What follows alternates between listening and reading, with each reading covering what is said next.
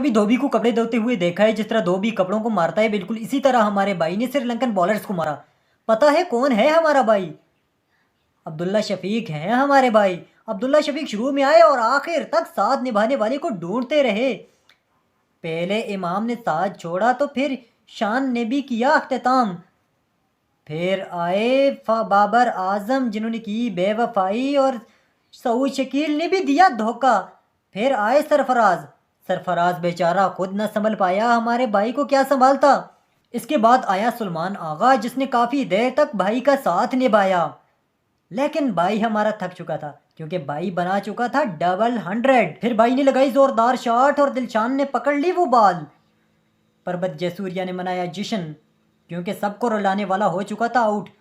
अब्दुल्ला शफीक ने शानदार 201 रन्स बनाए। 326 गेंदों का उन्होंने सामना किया। 19 चौके और 4 बुलंदोबाला छक्के भी लगाए। स्पोर्ट्स से रिलेटेड हर छोटी बड़ी अपडेट देखने के लिए हमारे साथ जुड़े रहिए और हमारे चैनल को सब्सक्राइब कीजिए क्योंकि आपको यहाँ स्पोर्ट्स से रिलेटेड हर छोटी बड़ी अपडेट मिलती रहती है।